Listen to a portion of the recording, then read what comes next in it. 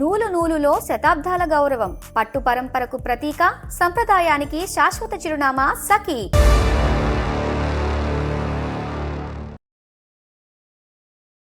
చాలా సార్లు తెలిసి తప్పు చేస్తాం, అబ్సల్యూట్లీ. కొన్ని సందర్భాల్లో తెలియక కూడా తప్పు చేస్తాం. అంతే. తెలియక చేసినటువంటి తప్పుని సరిదిద్దుకోవాలి అని అనుకున్నా కూడా సరిదిద్దుకోలేని సిచ్యుయేషన్ రావచ్చు మరి లేట్ అవుతే ఇంకా కొన్ని సందర్భాల్లో. కరెక్ట్. సేమ్ అలాంటి కేసే ఇది. అదేనా ఇది? ఓకే. ఆ అమ్మాయి పేరు వచ్చేసి ప్రశాంతి. ఒకసారి మనం అమ్మాయితో మాట్లాడదాం. తప్పకుండా మేడం.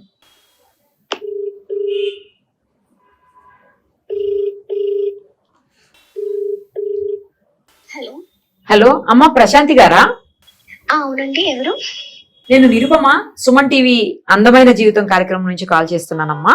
థ్యాంక్ యూ అండి, నేను పెట్టిన మెయిల్ కి రెస్పాండ్ అయినందుకు చాలా థ్యాంక్స్ అండి. అమ్మా అదే మీ కేసు కొంచెం డిఫరెంట్ గా అనిపించింది, అందుకని మీ తొందరగా రెస్పాండ్ అయ్యాం మీ మెయిల్ కు. డాక్టర్ గారు కూడా ఉన్నారు, కళ్యాణ్ చక్రవర్తి గారు. ఓకే అండి. ఏం జరిగిందో చెప్పండి. నమస్తే అండి. ప్రశాంతి అమ్మా. ప్రశాంతి అండి. ఎంత మీ వయసు ఎంత? నాకు 28 years అండి. ఎక్కడి నుంచి మాట్లాడుతున్నారు మీరు? నేను వైజాగ్ నుంచి మాట్లాడుతున్నాను అండి. ప్రెసెంట్ అంటే అమ్మగారి ఇంట్లో ఉన్నాను. సరే చెప్పమ్మా. పెళ్ళి ఒక 5 years అవుతుందండి. నాకు ఒక పాప ఉంది. నాకు డైవర్స్ అయ్యి ఒక 2 years అవుతుందండి. చిన్న చిన్న మిస్అండర్స్టాండింగ్స్ వల్ల డైవర్స్ తీసుకోవాల్సిన అవసరం వచ్చింది. కానీ నాకు మళ్ళీ మా హస్బెండ్ కావాలని అనిపిస్తుందండి నాకు. ఈ మధ్యన ఇదో ఫ్యాషన్ అయిపోయింది చిన్న కారణాలకి డైవర్స్ అవటం అనేది. ఇప్పుడు చిన్న కారణాల వల్ల డైవర్స్ అయిందని ఇప్పుడు అంటున్నావా? అప్పుడు కూడా ఇదే మాట అన్నావా? ఇప్పుడు నేను అంత తెలుసుకోలేకపోయానండి. ఏంట పోనీ తూచాగా మాకు కారణాలు ఏంటో చెప్పమ్మా. మా అత్తగారితో, మా ఆడబడుచుతోటి చిన్న చిన్న గొడవలే. దాంతో మా హస్బెండ్ తో నేను నా గొడవల్ని చెప్పుకోవడం, తను అర్థం చేసుకోలేకపోవడం. అంటే తను కూడా అలానే ఉంటుంది ఫ్యామిలీ అంటే అని చెప్పి తను చెప్పినా సరే నేను అర్థం చేసుకోలేకపోవడం వల్ల చిన్న చిన్న గొడవలు అయ్యాయి మా హస్బెండ్ కి. నాకు కూడా ఫ్యామిలీ గురించి అసలు నేను తెలుసుకోలేకపోయాను. మరి అదే చిన్న గొడవలతో మరి జీవితం నడిపించవచ్చు కదా, మరి చిన్నవే కదా గొడవలు, విడాకుల వరకు వెళ్ళే అంత గొడవలు కాదు కదా. అంటే యాక్చువల్లీ మాది లవ్ మ్యారేజ్ అండి. ఇంట్లో ఇద్దరు కూడా ఒప్పుకోలేదు, వాళ్ళ వైపు మా వైపు కూడా ఒప్పుకోలేదండి. కాకపోతే వాళ్ళకి ఒక్కడే అబ్బాయి అని చెప్పేసి ఒప్పుకున్నారు. కానీ మా సైడ్ అయితే ఇప్పటికీ కూడా ఇష్టం లేదు, కానీ తప్పని పరిస్థితుల్లో ఒప్పుకున్నారు. ఒకసారి లవ్ చేసి పెళ్లి చేసుకుంటారు కానీ నువ్వు 2 సార్లు లవ్ చేసి పెళ్లి చేసుకుంటున్నావు. ఆయన పెళ్లి చేసుకోకుండా ఉన్నారా? చేసుకోలేదండి. అతనికి నేనంటే చాలా ఇష్టం అండి. నాకు కూడా అతనంటే చాలా ఇష్టం. అంటే విడాకులు అయితే అయ్యింది కానీ లవ్ అయితే కంటిన్యూ అవుతుంది అంతేనమ్మా? లవ్ అయితే కంటిన్యూ అవుతుంది. అలా కదమ్మా. మాట్లాడుకున్నారా ఇద్దరు? తర్వాత డైవర్స్ తర్వాత ఒకసారి రీసెంట్ గా మాట్లాడానండి. నాకు కావాలి అని చెప్పేసి ఒకసారి మాట్లాడాను. తను రిజెక్ట్ చేస్తున్నారు. ఎందుకంటే తనని నేను చాలా రిజెక్ట్ చేశాను. తను నన్ను చాలా సార్లు అడిగారు అనమాట, వచ్చేయు గొడవలు ఎందుకు అని చెప్పేసి. నేనే మా ఇంట్లో వాళ్ళు చెప్పిన మాటలు విని, నాకు ఒక అక్క ఉంది, తను కూడా ఆల్రెడీ డైవర్స్ అయ్యి ఇంట్లో ఉంటుందండి. సో నాకు వీళ్ళందరి మాటలు విని చాలా తప్పు చేశాను. ఇంకా వాళ్ళని ఫాలో అయిపోయాను, వాళ్ళు చెప్పిన మాటలు విని. అమ్మా అసలు నీకంటూ క్లారిటీ ఉందా? నీ మాట నువ్వు ఎప్పుడు వింటావో మనకి తెలీదు, ఎవరి మాట నువ్వు ఎప్పుడు వింటావో కూడా తెలీదు. ఏంటమ్మా నీ వ్యక్తిత్వం? నాకు ఫస్ట్ ఆఫ్ ఆల్ ఇతను కావాలా వద్దా అనే ముందు అసలు అతను ఒప్పుకుని ముందుకొచ్చి మాట్లాడి ముందుకు వస్తే కనుక అసలు ఈసారైనా కూడా నువ్వు పెళ్లిని నిలబెట్టుకోగలవా, నీ ప్రేమను నిలబెట్టుకోగలవా? లేదంటే ఏ పెళ్లి కాకుండా మీరిద్దరు ఇలా ప్రేమికులుగానే ఉండిపోవటం బెటరా? ఎందుకు పెద్దల్ని మోసం చేయటం? ఎన్నిసార్లు మాత్రం ఒకే వ్యక్తితో తల్లిదండ్రులు పెళ్లి చేస్తారు? వినటానికి చూడటానికి కూడా బాగుండదుగా. లేదండి, నేను నిలబెట్టుకుంటాను. నాకు నా పాపకి తండ్రి కావాలి, నాకు కూడా భర్త కావాలండి. అది కూడా తనే కావాలి. అసలు ఇప్పుడు ఆ కారణాలు ఇప్పుడు మళ్ళీ ఉంటే మళ్ళీ గొడవ కదా, అత్తగారి దగ్గర నుంచి ఆడపడిచి దగ్గర నుంచి. లేదండి, మా అత్తగారు మా ఆడపడుచు కూడా చాలా మంచివారు, కానీ నేనే కుటుంబంలో మెలగలేకపోయాను. రియలైజ్ అయ్యో కానీ లేట్ గా రియలైజ్ అయ్యో. ఇప్పుడు సడన్ గా రియలైజ్ అయ్యేటప్పటికి అంటే అంటున్నాడు అతను నో అంటూ ఒకటి మేడం. రెండోది ఏంటంటే అనవసరంగా అందరూ 4 మాటలు చెప్పి నా బ్రెయిన్ వాష్ చేసి నన్ను బయటికి లాగేశారు, ఇది కాదు అదే వాతావరణట్టుగా నువ్వు అనుకుంటున్నావు అంతేనమ్మా? అవునండి. మరి మీ పెద్దవాళ్ళు ఏమంటారు? మా పెద్దవాళ్ళకైతే ఇప్పటికీ ఇష్టం లేదండి, నాకు ఇంకొక పెళ్లి చేద్దామని అనుకుంటున్నారు. వేరే పెళ్లి చేద్దాం అనుకుంటున్నారు. మీ సిస్టర్ డివోర్స్ తను మీ ఇంట్లోనే ఉంది. మరి తనకి పెళ్లి చూపులు చూస్తున్నారా? తను పెళ్లి చేయాలనుకుంటున్నారా లేదంటే తనకంటే ముందు నీకే పెళ్లి చేయాలా? నాకే చేయాలనుకుంటున్నారు. ఎందుకని? ఆమె వద్దంటుందా లేకపోతే ఆమెకి ఎట్లా? తనకి బేబీస్ లేరు, సో నాకు తన ఇంట్రెస్ట్ చూపెట్టట్లేదు. నువ్వైతే మాత్రం ఇతనే కావాలి అనుకుంటున్నారు. మళ్ళీ మా అమ్మాయి తిరిగి మళ్ళీ అదే బొట్టలో పడతానంటుంది ఏంటి? ఆ బొట్ట కరెక్ట్ కాదు, వేరే పెళ్లి చేద్దాం అన్నట్టుగా మీ తల్లిదండ్రులు అనుకుంటున్నారు. మీరేం చేస్తారమ్మా? బ్యాంక్ ఎంప్లాయ్ అండి. మీ హస్బెండ్ ఏం చేస్తారమ్మా? తను సాఫ్ట్వేర్ ఎంప్లాయ్. ఇప్పుడు వచ్చేటటువంటి పెద్ద సమస్య ఏంటంటే అప్పుడు గొడవలు లేవు, ఇప్పుడు గొడవలు లేవు. ఎక్కడైతే కనుక నువ్వు పదే పదే మాట్లాడుతున్న ఒకే మాటకి వ్యాలిడిటీ ఉంది. ఏంటంటే ఇమ్మెచ్యూర్ ప్రశాంతి, అనాలోచితమైన ప్రశాంతి, తొందరపాటుతనంతో కూడినటువంటి ప్రశాంతి, ముందు వెనక ఆలోచించినటువంటి ప్రశాంతి, ఇవే నీ ట్యాగ్స్, అవునా కాదా? మరి ఈ వ్యక్తిత్వపరమైన ఈ మార్పులన్నీ రాకుండా మళ్ళీ అతని జీవితంలోకి ఎంటర్ అవ్వాలని ఎందుకు అనుకుంటున్నావు? అతను ఎంతవరకు యాక్సెప్ట్ చేస్తాడు? ఇదివరకు కాపురం చేసినట్టుగానే ఉంటాడా, లేదంటే నీ పక్కన పడుకున్నంత సేపు అమ్మ ఎప్పుడు లేసి వెళ్ళిపోద్దు అని గుండెలో లబ్డబ్ అనుకుంటూ ఉంటాడా? యాక్చువల్లీ నేను ఇంకొక పెద్ద తప్పు చేశానండి. తన మీద నేను గృహహింస చట్టం కింద తన మీద కేసు పెట్టాను. ఏమ్మా నువ్వే చిన్న చిన్న కారణాలు అన్నావు, మరి అక్కడ డొమెస్టిక్ ఏంటి, వైలెన్స్ ఏంటి, ఎవరెవరిని కొట్టారు, ఎవరెవరిని హింస పెట్టారు, ఏం బేసిస్ మీద కేసు పెట్టావు? అంటే మా అత్తయ్య మావయ్య ఒకే ఆడవచ్చు తను ఇబ్బంది పెడుతుందని చెప్పేసి అందరి మీద పెట్టాను. కాకపోతే ఇంకొస్తారు చాలా మంచి వాళ్ళండి. ఇప్పుడంటే ఏం లాభం అమ్మా? మా ఆయన బంగారం, మా అత్తమామలు చాలా మంచి వాళ్ళు, ఇప్పుడంటే మాటలు. వాళ్ళు 3 చెరువులు నీళ్ళు తాగించి పోలీస్ స్టేషన్ చుట్టూ 10 ప్రదక్షిణాలు చేయించుంటావుగా. చాలా తప్పు చేశాను, దానివల్ల నేను తనని అసలు ఫేస్ చేయలేకపోతున్నాను. ప్రేమించింది నువ్వు, లవ్ చేసింది నువ్వు, భర్త కావాలి అనుకున్నది నువ్వు, గొడవలు పడంది నువ్వు, లేని గొడవలు సృష్టించుకుంది నువ్వు, ఇతన్ని ఇరికిస్తావు, అత్తమామల్ని ఇరికిస్తావు, ఆడబడుచుల జీవితాన్ని సర్వనాశనం చేస్తావు, మళ్ళీ అదే కుటుంబంలోకి వెళ్ళి నేను కాపురం చేస్తానంటావు. ఎక్కడ వర్కౌట్ అవుతుందమ్మా? నేను కొండమే కోతిని తీసుకొస్తుంది అనుకున్నావు అందమైన జీవితం ప్రతిసారి అందరికీ. ఏదైతే కనుక ఎవరైతే వేలెత్తి చూపెట్టావో, ఎవరినైతే కనుక పోలీస్ స్టేషన్ చుట్టూ తిప్పారో ఆ ఇంటికే వెళ్తానంటున్నారు. వాళ్ళు ఒప్పుకున్న మాట దేవుడు ఎరుగు, కానీ నువ్వెలాగో ఒప్పించాలనుకుంటున్నావు వాళ్ళని. అసలు విడిపోవటానికి మీ తల్లిదండ్రులు యాక్సెప్ట్ చేయకపోవడానికి కారణం ఏంటమ్మా? సార్ యాక్చువల్లీ మాది ఇంటర్ కాస్ట్ మ్యారేజ్ అండి. దానివల్ల మా ఇంట్లో వాళ్ళకి ముందు నుంచి ఇష్టం లేదు, వాళ్ళకి ఇప్పటికీ కూడా ఇష్టం లేదు. వాళ్ళైతే ఎప్పటి నుంచో విడగొట్టాలనే అనుకుంటున్నారు. అవి కారణాల వల్ల నాకు చిన్నవి, నేను ఒక ఎంప్లాయీని, నేను ఇంట్లో పని చేసుకొని పాపని చూసుకొని నేనే వర్క్ చేసుకొని నేనే వెళ్ళేదాన్ని. వాళ్ళు కూడా నాకు హెల్ప్ చేసేవారు కాదు. ఇవన్నీ రీజన్స్ వాళ్ళు మనసులో పెట్టుకొని నాకు చెప్పేవారు అనమాట. నువ్వు ఇంటికి కోడలివా, పని మనిషివా అని చెప్పి నాకు ఇలా చిన్నవి చెప్పి నన్ను అయితే పూర్తిగా మార్చేశారు. కోడలినా పని మనిషినా అని నాకే అనిపించేలాగా చేశారు. అదేలేమ్మా, నీకంటే వాళ్ళు ఎక్కువ పెట్టుకున్నారు మనసులో ఇంటర్ క్యాస్ట్. నాకైతే మా హస్బెండ్ కావాలండి, పాపకి తండ్రి కావాలి. ఒప్పుకుంటే ఏంటి, ఒప్పుకోకపోతే ఏంటి, ఏం చేద్దాం? సార్ అతను ఒప్పుకోవాలనే నేను కోరుకుంటున్నానండి. మీ ద్వారా ఒప్పుకుంటే బాగుంటుందని చెప్పి మీకు నేను కాంటాక్ట్ అయ్యాను. కాకపోతే పాప కస్టడీ నాదేనండి, చిన్న పాప కాబట్టి నా దగ్గరే ఉంటుంది. తను పాపని యాక్సెప్ట్ చేసి పాపని తనకి ఇచ్చేసి నా లైఫ్ నేను ఎండ్ చేసుకోవాలనుకుంటున్నాను.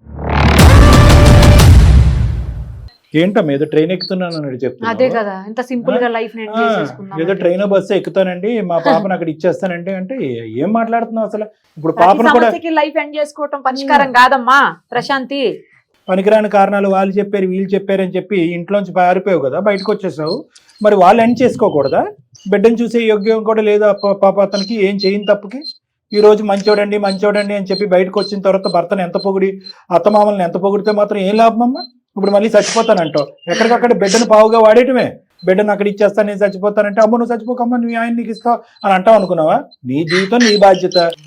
నన్ను క్షమించి నన్ను యాక్సెప్ట్ చేయాలని కోరుకుంటున్నాను. కాదమ్మా, దానికంటే ముందు నేను మీ కేసు యాక్సెప్ట్ చేయాలి, మేము ముందుకు వెళ్ళాలంటే సూసైడ్ అన్న పదం మళ్ళీ జీవితకాలంలో వాడద్దు, ఓకేనా? ఒక తల్లికి, ఒక బిడ్డకి తల్లివి నువ్వు, ఎన్నో ఆశలు కోరికలతో మీరు అనుకుంటే ఆ బిడ్డను కన్నారు. మీ ఇద్దరి మధ్యన ఇన్ని సమస్యలు ఉన్నాయి, ఇంత విడిపోతాం అనేటటువంటి ఆలోచన ఉంటే బిడ్డను కనకుండా ఉండవలసింది. ఇప్పుడు తల్లిని బిడ్డను చేస్తారా మీరు? ఏ హక్కు ఉంది మీకు, ఏ అధికారం ఉంది? తల్లిని ఎవరు రీప్లేస్ చేయలేరు ప్రశాంతి, గుర్తుపెట్టుకోండి. పిచ్చి మాటలన్నీ విరమించుకుని పాయింట్కి రా అమ్మా. అలాంటి మాటలు మాట్లాడను అంటే కనుక మేము ఏమన్నా ప్రయత్నం చేస్తాం, ఓకేనా? కానీ నాకు మీరు కూడా ఒక మాట ఇవ్వాలండి. అన్ని కండిషన్స్ నీ జీవితంలో చెప్పు. నేను నా భర్తతో కలిసి ఉండాలని అనుకున్నానండి, తప్పు చేశాను. ఇవన్నీ నన్ను క్షమించి నా భర్త యాక్సెప్ట్ చేయాలని నేను కోరుకుంటున్నాను. భర్త కాదమ్మా, ఎక్స్ హస్బెండ్. ఎలా భర్త అవుతాడు? డివోర్స్ ఇచ్చినప్పుడు భర్తే, ఇవ్వనప్పుడు భర్తేనా? సరే చెప్పలేదు. మీరే ఎలాగైనా నాకు హెల్ప్ చేయాలండి, మీరు చాలా కాపురాలు నిలబెట్టారు. ఓకేనమ్మా, ఒక కండిషన్ పెట్టద్దు, మా వంతు ప్రయత్నం మేము చేస్తాము. అతనికి ఒక మనసు ఉంటుంది అనేది మర్చిపోవద్దు.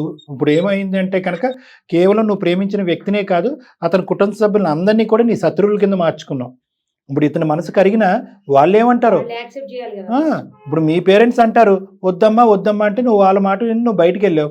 ఇప్పుడు అలాగే అతని పేరెంట్స్ కూడా ఎందుకురా బాబు ఒకసారి చుక్కలు చూపెట్టినటువంటి అమ్మాయి ఇంకోసారి వచ్చి నరకం చూపెడద్దేమో, మా ఆయుష్ ఎందుకురా తగ్గిస్తావు, వెనక్కి తగ్గరా బాబు అని అంటే వాళ్ళ మాట అంటాడు, మా మాట ఎందుకు వింటాడు అతను? చిన్న చిన్న మిస్అండర్స్టాండింగ్స్ వల్ల డైవర్స్ తీసుకోవాల్సిన అవసరం వచ్చింది.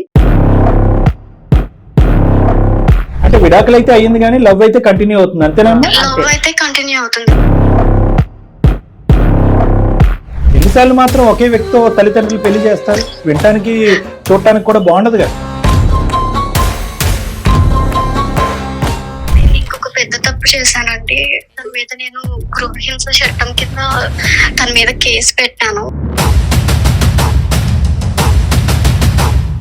అనాలోచితమైన ప్రశాంతి, తొందరపాటుతనంతో కూడినటువంటి ప్రశాంతి, ముందు వెనక ఆలోచించినటువంటి ప్రశాంతి, ఇవే నీ ట్యాగ్స్. ఇంటికి కోడలువా పని మనిషివా అని చెప్పి నాకు మార్చేశారు. వాళ్ళు 3 చెరువులు నీళ్ళు తాగించి పోలీస్ స్టేషన్ చుట్టూ 10 ప్రదక్షిణాలు చేయించుంటావుగా.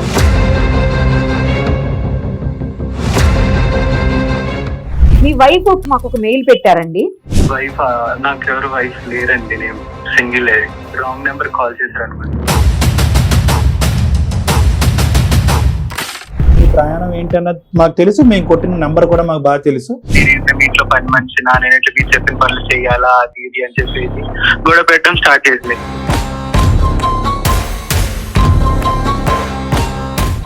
మా హస్బెండ్ కావాలండి. నేను కొండమే కోతిని తీసుకొస్తుంది అనుకున్నాం అందరం జీవితం ప్రతిసారి అందరికీ. తనకి ఇచ్చేసి నా లైఫ్ నేను ఎండ్ చేసుకోవాలనుకుంటున్నాను. ఏదో ట్రైన్ బస్సు ఎక్కుతానండి మా పాపను అక్కడ ఇచ్చేస్తానండి అంటే ఏం మాట్లాడుతున్నావు అసలు? ఒక మాట ఇవ్వాలండి. అన్ని కండిషన్స్ నీ జీవితంలో. అమ్మను కట్టుకోకమ్మ నీ ఆయన నీకు ఇస్తా అని అంటావు అనుకున్నావా? నీ జీవితం నీ బాధ్యత. అంటే ఇప్పుడు నా భార్య నేను మళ్ళీ రెండో పెళ్లి చేసుకోవాలా అండి? హలో, నిఖిల్ గారా అండి? అవునండి. ఎవరు? నేను నిరుపమ, సుమన్ టీవీ అందమైన జీవితం కార్యక్రమం నుంచి మాట్లాడుతున్నా అండి. ఓకే, నాకెందుకు కాల్ చేశారండి? మీ వైఫ్ మాకు ఒక మెయిల్ పెట్టారండి. వైఫ్ నాకు ఎవరు వైఫ్ లేరండి, నేను సింగిల్. రాంగ్ నెంబర్ కాల్ చేశారు అనుకోండి. ప్రశాంతి తెలుసా మీకు? ఒకప్పుడు తెలుసు. మీరు ప్రేమించిన అమ్మాయి ప్రశాంత్. మీరు ప్రేమించి పెళ్లి చేసుకున్న అమ్మాయి.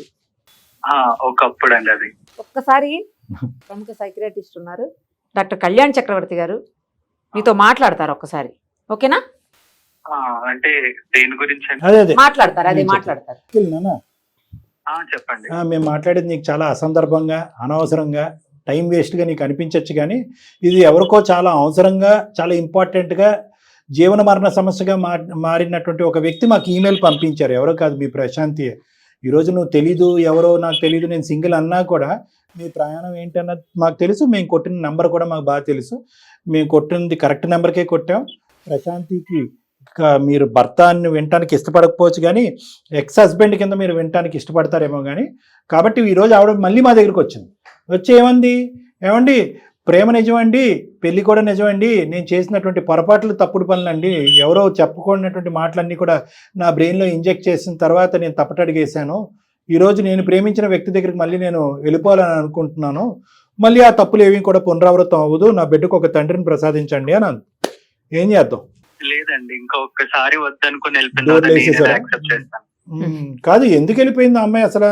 పోనీ మీ వర్జన్ మీరు చెప్పండి, కలుస్తారు లేదో తర్వాత చూద్దాం. అంటే మేము ఇద్దరం లవ్ చేసుకుని పెళ్లి చేసుకున్నాము. కరెక్ట్. ఇంటర్ కాస్ట్ మ్యారేజ్ మాది. Correct. So 5 years back marriage అయింది. మాకు పాప కూడా పుట్టింది. పాప పుట్టిన 1 year, పాప పుట్టక ముందు 1 year అంతా మంచిగానే ఉండే.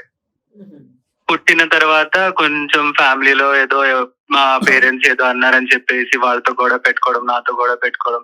అప్పటికి నేను చెప్తానే ఉన్నాను, అది ఫ్యామిలీ అన్నాక ఇలా ఉంటుంది, కొంచెం ఉంటుంది.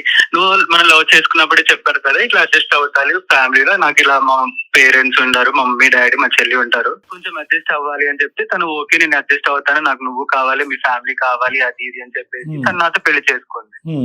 పాప పుట్టిన 6 months తర్వాత తను ఇంకా స్టార్ట్ చేసింది అనమాట. లైక్ నేనేంటే మీ ఇంట్లో పని మనిషి, నేనైతే మీరు చెప్పిన పనులు చేయాలా అది ఇది అని చెప్పేసి గొడవ పెట్టడం స్టార్ట్ చేసింది. వాళ్ళ అక్క వాళ్ళ అమ్మ మాటలు చెప్పేది విన్నది, వాళ్ళు చెప్పిన మాటలే నమ్మింది. సో నేను వద్దనుకుని వదిలి వెళ్ళిపోయింది. నా మీద డొమెస్టిక్ వైలెన్స్ కేసు పెట్టింది. నేను ఎప్పుడు ఒక పన్నెత్తి మాట గానీ చెయ్యెత్తి దెబ్బ గానీ కొట్టలేదు. మా ఊర్లో మా ఫ్యామిలీ అంటే కొంచెం ఒక గౌరవం ఉన్న ఫ్యామిలీ. అలాంటిది మమ్మల్ని కోర్టుల చుట్టూ తిప్పి, పోలీస్ స్టేషన్ చుట్టూ తిప్పి, మా పరువు అంతా బజార్కి ఇచ్చిపోద్దనుకుని ఇంకా వెళ్ళిపోయింది. వెళ్ళిపోయిన తర్వాత ఇన్ని సంవత్సరాలు గుర్తురాంది ఇప్పుడు గుర్తుకొచ్చి ఇప్పుడు నాకు కావాలని చెప్పేసి నేను వస్తాను అని చెప్తే నేను ఎలా యాక్సెప్ట్ చేస్తానండి?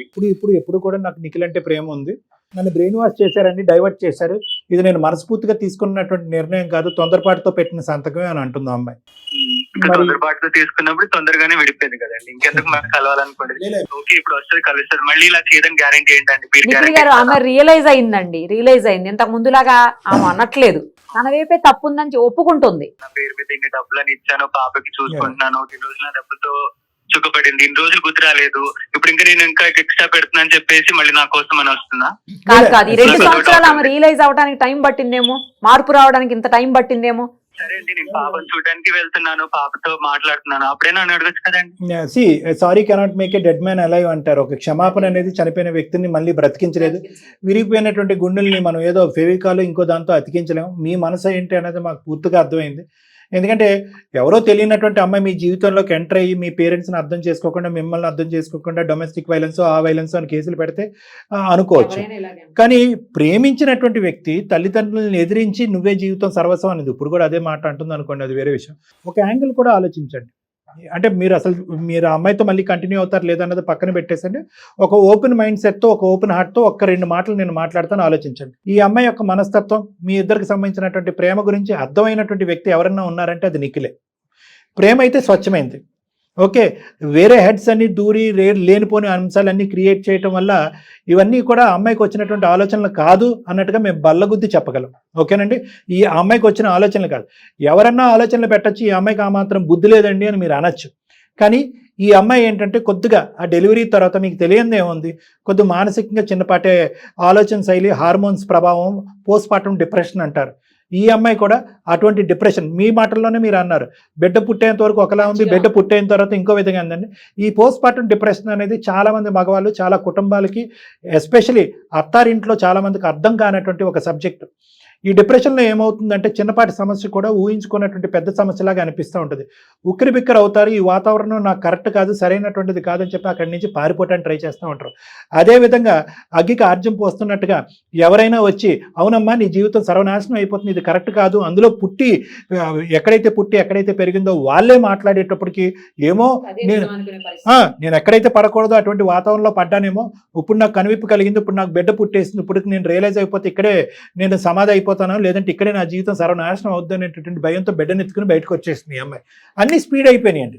కానీ నేను అనేది ఏంటంటే మీకు తెలిసినటువంటి ఈ అమ్మాయి నిస్వార్థంగా మీరిద్దరూ చాలా చక్కగా ప్రేమించుకున్నారు, పెద్దలందరినీ ఎదిరించారు. దురదృష్టకరమైనటువంటి ఆ బిడ్డ పుట్టిన తర్వాత ఈ అమ్మాయి యొక్క మానసిక పరిస్థితి వల్ల ఏర్పడినటువంటి ఒక వినకూడనటువంటి 4 మాటలు తీసుకున్నటువంటి భయంకరమైన నిర్ణయాలు తీసుకోవటం వల్ల ఈరోజు ఈ పరిస్థితి ఇలా ఉంది. కానీ ఒక్కటైతే మేము చెప్పగలమండి, చాలా తక్కువ టైంలోనే మీరు అసెస్ చేసారా ఆవిడ మెంటాలిటీ డాక్టర్ గారు అని మీరు అనొచ్చేమో, కానీ అప్పుడు ఇప్పుడు పెళ్ళి ఒకసారి ఉంది, ఒకసారి లేదు, డివోర్స్ అయిపోయింది. కానీ అప్పుడు ఇప్పుడు ఎప్పటికీ కూడా ఆ అమ్మాయి మనసులో మీరు ఎప్పుడు చెరిగిపోలేదు. ఇప్పుడు నేను యాక్సెప్ట్ చేస్తాను, తెచ్చేసుకుంటాను, మళ్ళీ రేపో మాపో మళ్ళీ ఒక బాబు పుడతారు, అప్పుడు కూడా సేమ్ డిప్రెషన్ వస్తుంది, అప్పుడు కూడా సేమ్ ఇలా చేయడం గ్యారెంటీ. మంచి ప్రశ్న అండి, మంచి ప్రశ్న అడిగారు. ఎవరన్నా అడుగుతారు. పోస్ట్మార్టం డిప్రెషన్ ఏర్పడటానికి కారణం కూడా చుట్టుపక్కల మనుషులు, వాతావరణం కూడా కొంతవరకు కారణం. ఓకే, ఇక్కడ ఏంటంటే ఎంతో కొంత యాక్షన్ ఉంటే ఆ అమ్మాయి విపరీతమైన రియాక్షన్కి వెళ్ళింది. నెక్స్ట్ డెలివరీకి ముందు ఇంట్లో ఉండేటటువంటి వాతావరణాన్ని కూడా సమానంగా ఇంప్రూవ్ చేసుకోండి మీరిద్దరుని. ఆ అమ్మాయికి ఒత్తిడి లేకుండా అందరూ ఆ అమ్మాయిని సానుకూలంగా స్పందించి ఒక ప్రేమ ఆప్యాయతలతో చూసుకునేటటువంటి పరిస్థితి తీసుకురండి. ఇప్పుడు ఏంటంటే ఆ అమ్మాయి ఎక్కడో చోట డిస్టర్బ్ అయింది, ప్రేమించినటువంటి వ్యక్తిని పెళ్లి చేసుకున్న తర్వాత పెళ్లి అయ్యి ఈ వాతావరణంలోకి ఎంటర్ అయిన తర్వాత ఆ అమ్మాయికి కావాల్సినటువంటి స్వేచ్ఛ, ఆ అమ్మాయికి ఉండేటటువంటి స్థానం కొద్ది భగ్నం అయింది. అది అమ్మాయి మానసికంగా బాధపడింది. మా ఇంట్లోనే నీకు అమ్మా నాన్నలు ఉన్నారు, అత్తమామలు కాదు అనే వాతావరణాన్ని క్రియేట్ చేయనండి, ఏ పోస్ట్మార్టం డిప్రెషన్ రాదు. అదంతా తర్వాత చూద్దాం. అక్కడి వరకు ఇప్పుడు ఈ అనుభవంతో ఇక్కడి వరకు వచ్చారు.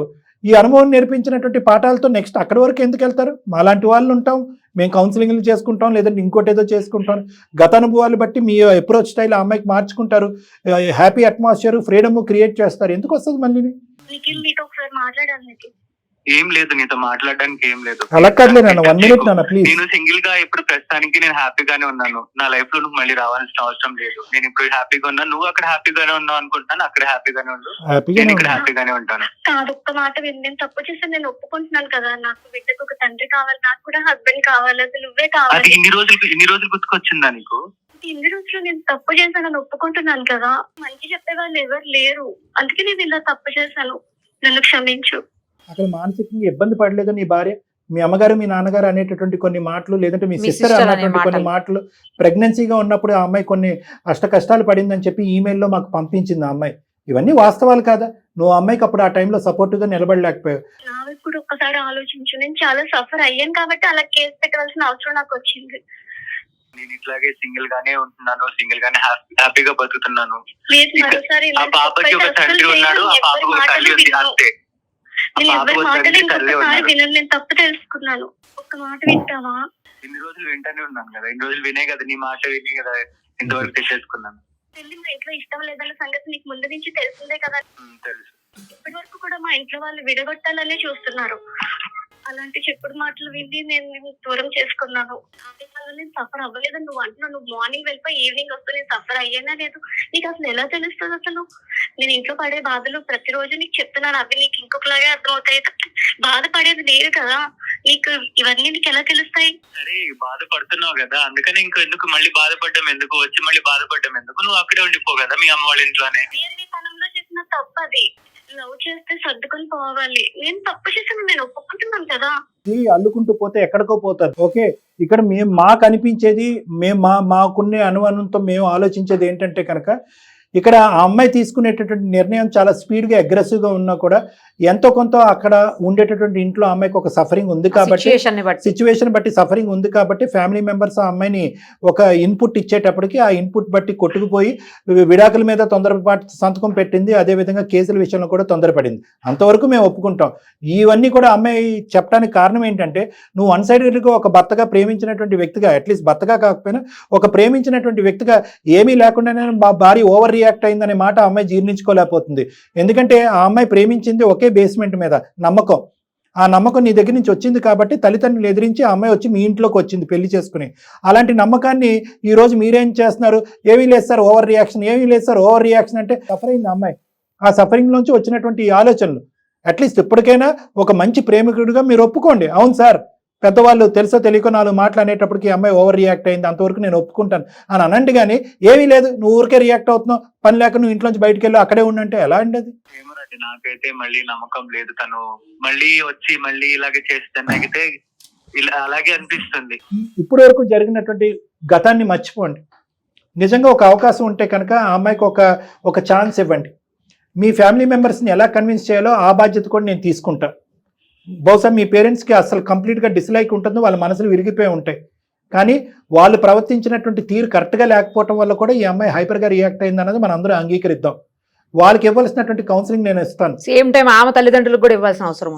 వాళ్ళు ప్రతిసారి ఈ అమ్మాయి పేరెంట్స్ కూడా అనవసరంగా ప్రతి దాంట్లో జోక్యం చేసుకుని అది ఈ అమ్మాయి బట్టి ఉందిలేండి. కానీ ఆల్రెడీ ఒకసారి చంద్రవందరు చేశారు, మళ్ళీ ఇంకోసారి చేయడానికి ఈ అమ్మాయి ఒప్పుకోకూడదు. నేను అనేది ఏంటంటే, ఫ్యూచర్లో మళ్ళీ ఇలాంటి పునరావృతం అవ్వకుండా, మీకు తెలుసు అకారణంగా విడాకుల వరకు వెళ్ళిపోయింది ఈ సబ్జెక్ట్ అనేది మీకు తెలుసు.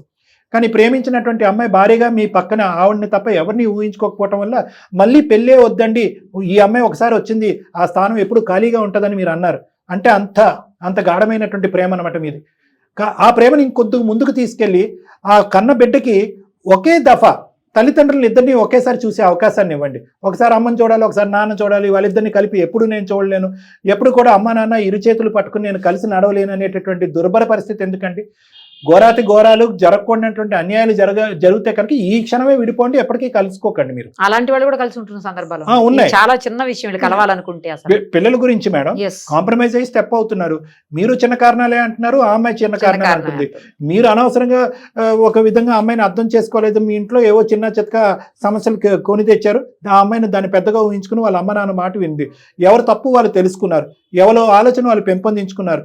మీరిద్దరు ప్రేమికులుగా మీరు ఒక అడుగు ముందేసుకుని మళ్ళీ రీయునైట్ అవటానికి, మళ్ళీ పెళ్లి చేసుకోవటానికి మీరు రెడీ అవుతే కనుక మీ వెనకాతలు ఉన్నటువంటి సైన్యము వాళ్ళ మనోభావాలు ఏవైతే దెబ్బతిని ఉంటాయో వాళ్ళకి సర్ది చెప్పేటటువంటి ప్రయత్నం నేను నిరుపమ మేడం చేస్తాను. ఖచ్చితంగా ఒక్కసారి ఆలోచించండి, ఒక్క ఛాన్స్. అంటే ఇప్పుడు నా భార్య నేను మళ్ళీ రెండో పెళ్లి చేసుకోవాలా అండి? మీరు 2 అనుకుంటారో 3 అనుకుంటారో, తప్పుగా అనుకోకండి. 2 అనుకుంటారో 3, ఇవన్నీ నంబర్స్ అండి. ఇక్కడ ఏదైనా ఒక కాన్స్టెంట్ ఫ్యాక్టర్ ఉంది అంటే కనుక ప్రశాంతి లవ్స్ నిఖిల్, నిఖిల్ లవ్స్ ప్రశాంతి, అదొకటే కాన్స్టెంట్ ఫ్యాక్టర్. మధ్యలో పెళ్లి జరిగింది, విడాకులైంది, కేసులు వచ్చినాయి, కేసులు విరమించుకున్నారు, అనవసరమైన వాళ్ళు జోక్యం చేసుకున్నారు, పెంట చేశారు. ఇవన్నీ తాత్కాలికంగా పక్కన పెట్టండి. ఆ లవ్ అనేటటువంటిది చాలా పదిలమైనటువంటి, చాలా బలమైనటువంటి పునాది. అందు గురించి ఇప్పటికి కూడా 2 years పాటు ఎన్నో సంబంధాలు వస్తాయి, మీరు చేసుకోలేదు, ఎన్నో సంబంధాలు వస్తాయి, ఆ అమ్మాయి కూడా చేసుకోలేదు. ఇప్పుడు ఆ అమ్మాయి బిడ్డకి తండ్రి కావాలి అనుకుంటుంది, బిడ్డ అమ్మ నాన్న ఇద్దరు కావాలి అనుకుంటున్నారు, మీరు కూడా మానసికంగా ఈ అమ్మాయి కావాలి అనుకుంటున్నారు, ఎటు వచ్చి బహిరంగంగా చెప్పలేకపోతున్నారు. సో ప్రేమ పదిలంగా ఉంది కాబట్టి సిచ్యువేషన్ ఈజీయే. చాలా సందర్భాల్లో పెళ్లికి ముందు ప్రీ మ్యారిటల్ కౌన్సిలింగ్ చేస్తాము, ఇక్కడ 2 పెళ్లిల మధ్యలో ప్రీ మ్యారిటల్ కౌన్సిలింగ్ చేస్తాం. ఏదైనా తప్పు లేదు. ఒక మంచి కుటుంబాన్ని, ఒక ఇద్దరు మంచి ప్రేమికుల్ని, స్వచ్ఛమైనటువంటి ప్రేమను కాపాడుకోవటం గురించి కౌన్సిలింగ్ ఎప్పుడు జరిగినా పర్వాలేదు. నిఖిల్ ఒక్కసారికి నన్ను క్షమించి నిఖిల్, మళ్ళీ ఇలాంటి తప్పు నేను అసలు జన్మలో చేయను నిఖిల్. నన్ను నా పాపని యాక్సెప్ట్ చెయ్యు. నేను మా అమ్మ నాన్న అక్క వీళ్ళెవ్వరి మాట వినను, వాళ్ళు ఎన్ని చెప్పినా నేను విన్ను. నాకు నువ్వు నేను ఇద్దరం చాలు, నాకు ఇంకెవరు వద్దు నిఖిల్. నాకు అసలు ఏం అర్థం కావట్లేదు. మీరు ఒక్కసారి మన సార్ దగ్గరికి వెళ్ళండి, ఆయన మాట్లాడిన తర్వాత మీరు డెసిషన్ తీసుకోండి. 100% పాజిటివ్ గా డెసిషన్ తీసుకుంటారు మీరు. మీరిద్దరు రండి, నా దగ్గర రండి, తర్వాత డబుల్ ఓకే అవుతుంది. Okay okay right. Okay right, చాలా చాలా థ్యాంక్స్ అండి. గుడ్ లక్ అమ్మా. I think it should all be a success story. నాకు చాలా నమ్మకంగా ఉంది, భయపడవలసిన థ్యాంక్ యూ అవసరం అండి. లేదు. సుమన్ టీవీ వాళ్ళకి కూడా చాలా థ్యాంక్స్ అండి. రైట్ అమ్మా.